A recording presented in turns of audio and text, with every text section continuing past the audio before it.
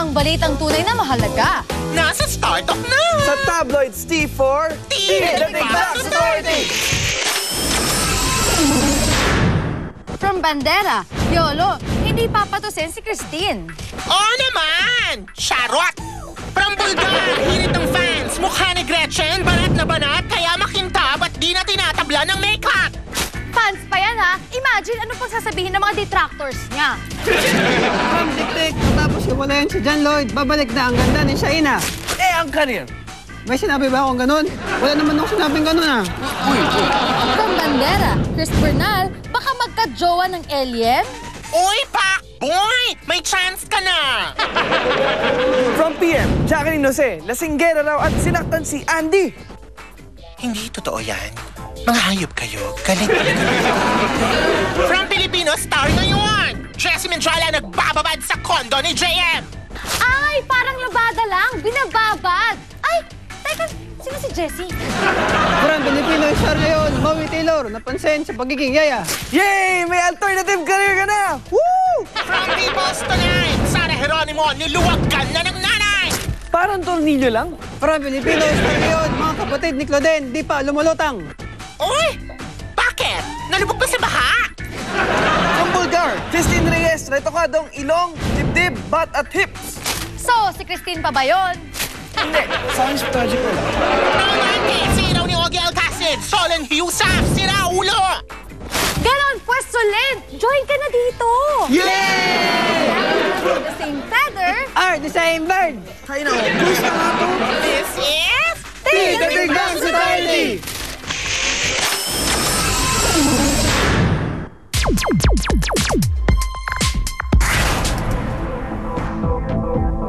Huwag naman silang masyadong mag-alala kasi kahit may ganitong nangyayari. Wala si Annalyn nang isumite ni Jose Manalo nitong Miyerkules sa San Juan Prosecutor's Office ang kanyang rejoinder affidavit kaugnay ng paglabag niya umano sa anti-violence against women and children. May previous commitment kasi ngayon si Annalyn. Inaasahang ilalabas na ng prosecutor ang resolusyon ng naturang kaso. Yes, the case is already submitted for resolution. I think the Office of the City Prosecutor is given a period of 90 days within which to resolve the issue. Tanggap naman daw ni Jose kung ano man ang magiging resolusyon sa kaso. Ito syempre nandito na yan, okay na yan. So yung lahat yan sa yung lawyer ko na lang yung sinasabi tungkol sa kung ano man nangyayari. Maghihintay na lang muna kami ng resolution and based from the record naman, we are optimistic na aakyat to for a full-blown trial. While all this is taking place, maayos naman daw ang relasyon ni Jose sa kanyang mga anak. Yung last nagkita kami ni Don, wala naman problema. wala naman. Kumbaga sana hindi ka naman nagsulang para sa mga. Ah, hindi. Ano mo ba yung sulat na yun? Basa ko yun. Bagay na sinalungat ng kampo ni Annalyn. Bagamat mas gugustuhin nga nito na makipag-ugnayan si Jose sa mga bata. Until now, si Manalo never communicated with his sons. Ayun ang pagkakaalam namin ni Annalyn. Walang problema kay Annalyn na harapin ni Jose yung mga anak niya. In fact, in-encourage na nga eh. While awaiting the resolution, may mahalagang aral daw na natutunan si Jose. Sa dad, kailangan siyempre yung mga anak mo. At huwag ka masyado magtiwala sa tao. Samantala, hindi naman daw binaliwala ni Annalyn ang demand letter mula sa Tape Incorporated, ang producer ng Eat Bulaga. Ipinasosoli kasi sa kanya ang 700,000 piso na umano'y nakubra na niya na kumakatawan sa 3 cash bond bago payagang bumiyahe si Jose. Kaugnay ito ng kasong estafa na kinakaharap ng TV host comedian kasama si Annalyn. Hindi pa kami nag-reply dun sa demand letter nila, pero Annalyn already made an assurance that she will answer for it in proper time. Sa gitna ng lahat, may mensahe si Jose sa kanyang mga fans. Huwag naman silang masyadong mag-alala kasi kahit may ganitong nangyayari, tuloy-tuloy pa rin yung gagawin ko. Tuloy-tuloy pa rin akong mas dodoblihin ko kung paano makakapagpasaya ng tao.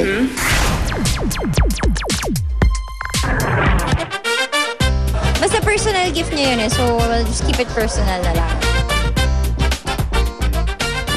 Sabay na lumipad patungong Boracay sina Dennis Trillo at Bianca King para sa star-studded 2-day summer event na Kapuso Weekend in Boracay. Kahapon, Naikwento ni Bianca ang masayang experience niya. Can you tell us why we are here in Boracay? Ano po to, celebration to ng summer kasama ng mga Kapuso Stars. Kasi yung GMA Regional, umiikot kami talaga sa different parts of the Philippines para promote yung GMA. So ngayon, natuon na dahil summer, first time namin magpunta ng Boracay. How was the reception? Kita naman, sobrang daming tao. Actually, today, kahit medyo mainit, maraming sumali sa mga games. Tapos, during the late afternoon naman, nag-Zumba naman kami. Ako, si Rochelle, tsaka si LJ. And then, sa gabi naman, meron yung Kapuso Night. Yun naman yung nagkantahan yung mga Kapuso Stars kasama yung mga nasa Boracay. Sinamantala na rin ng dalawa ang pagkakataon upang makapag-celebrate ng kanyang birthday si Dennis ngayong Sabado. So today is Dennis Trillo's birthday. Okay, so what's your gift? My gift? Company. Being here. Meron din, pero we'll just keep it private na lang. Baka naman, I don't wanna share too much information. Basta personal gift niya yun eh, so we'll just keep it personal na lang. Happy birthday, Dennis!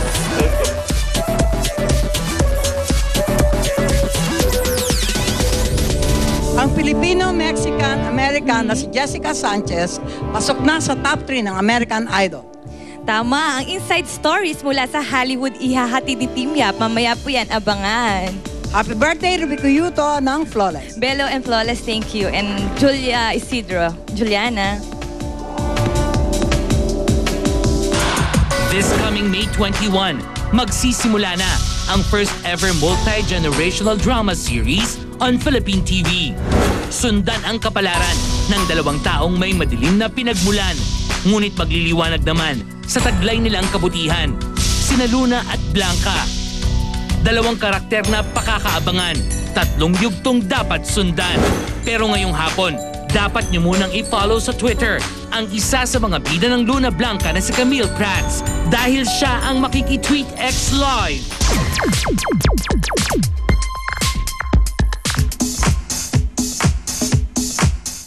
Hello, Star Talk TX viewers, Twitter followers at sa mga nag-aabang na sa Luna Blanca. Gusto nyo ba ng fan signs from me? Ganito lang ang gagawin nyo. I-follow nyo lang ako sa Twitter. It's at Camille Prats. Then tweet your name with the hashtag StarTalkTweetX. Reminder, you have to be my follower to get a fan sign. Kaya, tweet na, magbabalik ang Star Talk TX. Kapuso leading man and environmental advocate Richard Gutierrez embarks on a new adventure. Abangan ang buong detalye live. Susunod na sa Star Talk TX. Agwat Claudine Barreto hiniling sa korte na maglabas ng temporary protection order laban sa pagbabanta ng mga kapatid ng kolonistang si Ramon Tulfo. Kung may masamang mangyari sa amin ng asawa ko, ng mga anak ko, alam niyo na sinong gumawa nun.